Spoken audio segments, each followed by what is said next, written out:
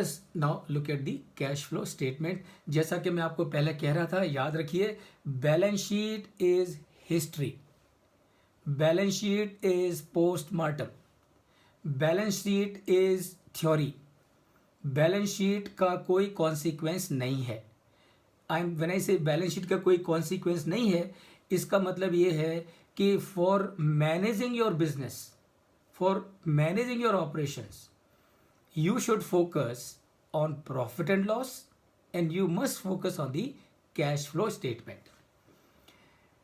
अब हमने देखा P&L को हमने समझा, अब हम समझ के लेंगे कैश फ्लो का। अब देखिए फ्रेंड्स, कैश फ्लो क्यों इंपॉर्टेंट है और कैश फ्लो का इस्तेमाल आप बिजनेस में कैसे कर सकते हैं। पहली बात तो हम ये चीज़ को समझ चुके हैं बहुत क्लियरली कि what is life line of a business. Life line of a business is the cash profit. ये हमको एकदम क्लियर हो गया। और सीधी सी बात है, हमारे बिजनेस की लंबी लाइफ कब होगी?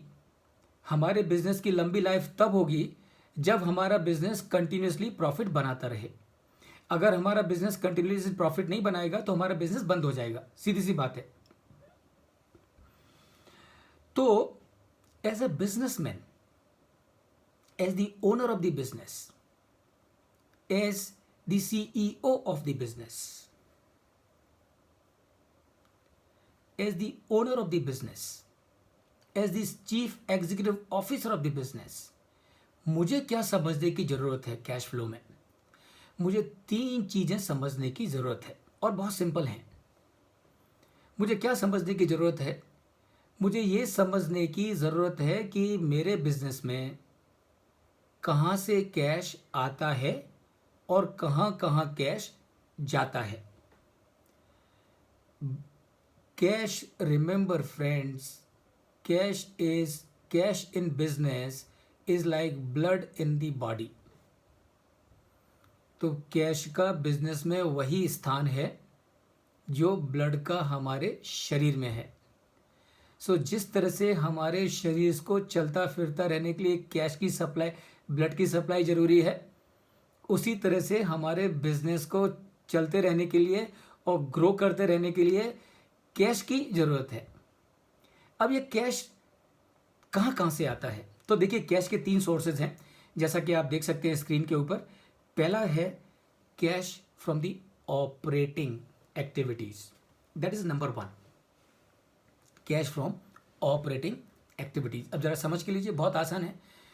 Cash from the operating activities का मतलब क्या है कि मैं मेरे बिजनेस में, I am Maruti, so as Maruti what I am doing, I am manufacturing car, और वो कार को बना के मैं क्या करता हूँ, सेल करता हूँ। सेल करता हूँ तो क्या होता है, मुझे पैसा आता है, कस्टमर मुझे पैसा देता है, और जो कस्टमर मुझे पैसा देता है उसमें से मैं क्या करता हूँ, उसमें से कुछ पैसा मैं सप्लायर्स को देता हूँ, कुछ पैसा मैं एम्प्लॉयज़ को देता हूँ, कुछ पैसा मैं बाकी जगह पे खर्च करता हूँ, और जो पैसा मेरे हाथ में बच गया, that is my cash from the operations.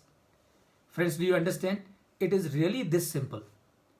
Cash flow from the operations का मतलब क्या है कि मेरी गाड़ी सेल करके मुझे जो पैसा मेरे हाथ में आया, उस पैसे में से मैंने सप्लायर्स को, एम्प्लॉयज़ को और बाकी लोगों को जिन्होंने मुझे सर्विसेज दी हैं उनको पेमेंट कर दिया। जो मेरे हाथ में बचा, that is the cash flow from the operations. That is 1 component जो आपको समझना है। दूसरा एक और कंपोनेंट है, और फ्रेंड्स वो बहुत अच्छा कंपोनेंट है, और मैं चाहूँगा और मैं आपको बताऊँ कि दुनिया के अच्छे जो CEOs हैं, जो बिजनेस ओनर्स हैं, या जो अच्छे CFOs हैं, वो इस चीज़ का बहुत ध्यान रखते हैं। वो क्या? तो पहला आपका cash flow from the operating का मतलब हो गया कि जो आपने गाड़ी बेच के जो कैश पैदा किया, वो एक हो गया। दूसरा क्या है?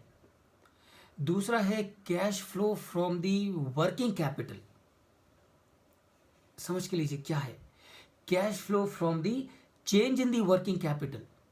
Change in the working capital मतलब ये कि साल के शुरुआत में जब आपने साल शुरू किया 1 अप्रैल 2020 को, आपके पास में इन्वेंट्री, रिसीवेबल दोनों का टोटल था 50 करोड़। साल खत्म होने पर यानी कि 31 मार्च 2021 को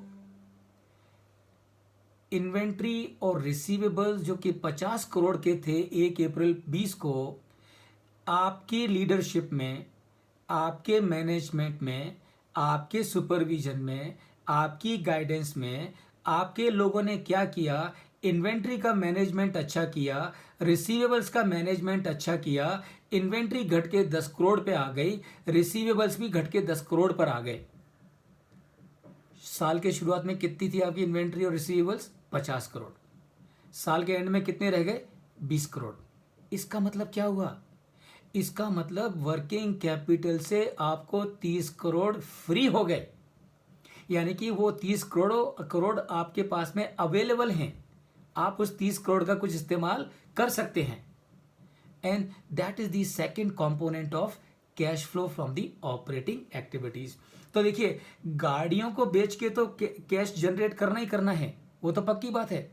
उसके अलावा अच्छा बिजनेस का मैनेजमेंट करने के लिए, अच्छे बिजनेस की फाइनेंस मैनेज करने के लिए दूसरी जो चीज जरूरी है वो ये कि वर्किंग कैपिटल को घटाओ। अगर कम इन्वेंट्री से काम चलता है, कम इन्वेंट्री से मेरा बिजनेस चल सकता है, तो क्यों मैं मेरा पैसा घुसा के रखूं उसमें? क्यों मैं मेरा पैसा फंसा के रखूं उसमें? So these are friends two components of the cash flow from the operating activities, यानी कि आपके ऑपरेशन से जो कैश आपके हाथ में जनरेट हो रहा है, that is cash flow from the operating activities.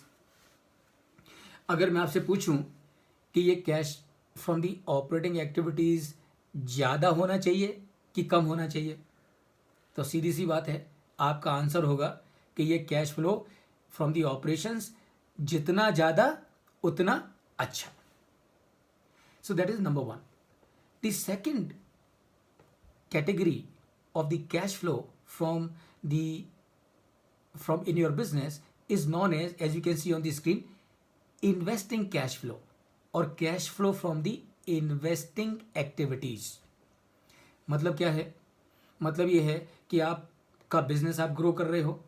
For growing your business you need to incur capital expenditure, isn't it? So you have to buy, construct building, purchase property, plant and equipment, buy some other assets। तो अब क्या होगा, जब ये आप assets को खरीदोगे तो आपके बिजनेस से कैश बाहर जाएगा, isn't it? सो वो जो पैसा, जब आप कोई एसेट्स खरीदते हो तो पैसा बाहर जाएगा, और अगर बाई चांस अगर आप कोई पुरानी एसेट्स को सेल कर रहे हो तो पैसा अंदर आएगा। तो ये जो कैश अंदर आ रहा है, कैश बाहर जा रहा है for the purchase and sale of the assets, that is your cash flow from the investing activities, है ना?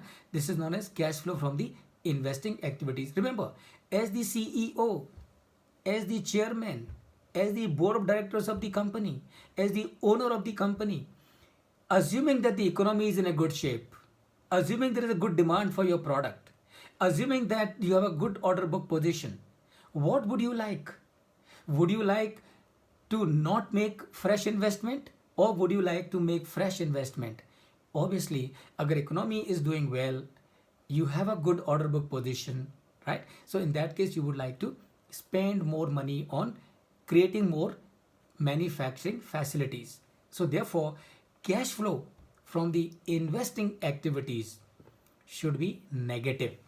So when I say negative, that means more money should go in buying the assets. And that is what, remember, as the CEO, as the CFO, as the chairman, as the board of directors, going to be your outlook, right? Isn't it? तो आपने देखा होगा ना, papers में कितनी बार आता है, बड़ी बड़ी कंपनियां बड़े बड़े मोटे मोटे अक्षरों में हेडलाइंस डालती हैं, L&T is going to incur an capital expenditure of 4,000 crore, और परसों हमने सुना कि Google is going to invest $10 billion in India.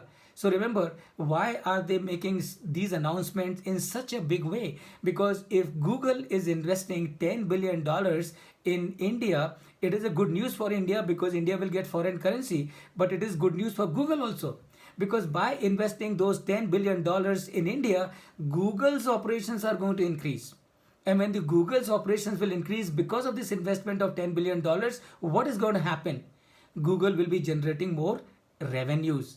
and as a result of that, Google will be generating more profit, right? So this is the cash flow on account of the investing activities, which should be negative, assuming that your economy is in a good shape, your business industry is in a good shape, your company is flushed with orders, and that is what it is. And third cash flow is that we have, as you can see on the screen, is the cash flow from the financing activities. इसका मतलब क्या है, समझ के लीजिए. देखो ये चीज़ बताता हूँ दोस्तों मैं आप सबको कि फाइनेंस बहुत सिंपल है, बहुत सिंपल है, कुछ भी नहीं है उसमें समझने के लिए, है ना.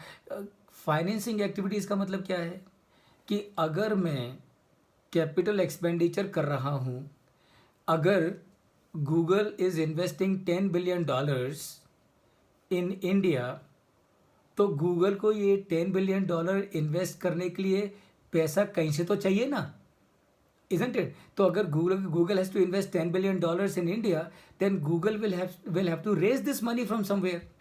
तो ये पैसा कहाँ से आएगा गूगल के पास में? ये पैसा गूगल के पास में आएगा दो जगह से. पहली है cash flow from the operations, यानी कि अगर मैं थोड़ा एग्जाम्पल को चेंज कर दूं और मैं अगर एग्जाम्पल को मारुति पे लेके आ जाऊं, जो कि मैं पहले बात कर रहा था आपसे, तो अगर मारुति को एक नया प्लांट डालना है और प्लांट में इन्वेस्टमेंट है 5 करोड़ का, तो मारुति को 5 करोड़ का बंदोबस्त करना पड़ेगा. तो ये मारुति 5 करोड़ का बंदोबस्त कैसे करेगी? तो पहली मारुति क्या करेगी, पहले देखेगी कि ऑपरेशन से कितना कैश फ्लो मेरे पास में है. तो समझो 2,000 करोड़ ऑपरेशन से आके मिला है मारुति को. अब 3,000 करोड़ का बंदोबस्त करना है, तो 3,000 करोड़ का बंदोबस्त मारुति कैसे करेगी? 3,000 करोड़ का बंदोबस्त मारुति करेगी by raising money from outside.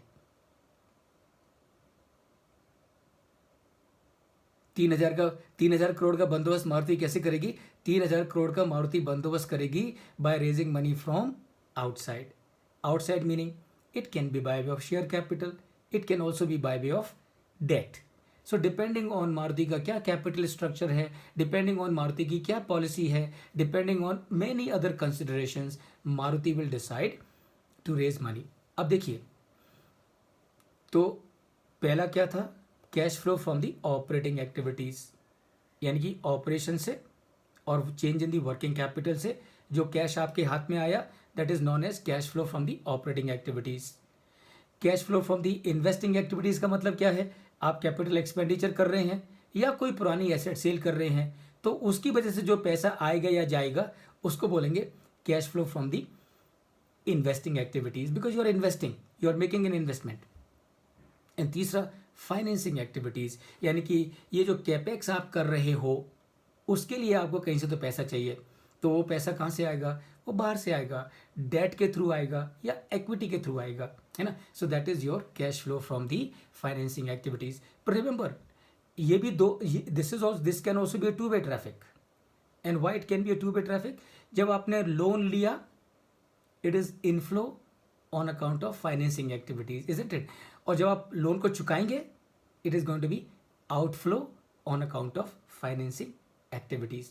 So this is friends is the broad outlook of the financial statements. And friends remember, जैसा मैंने बताया है ये उतना ही सिंपल है.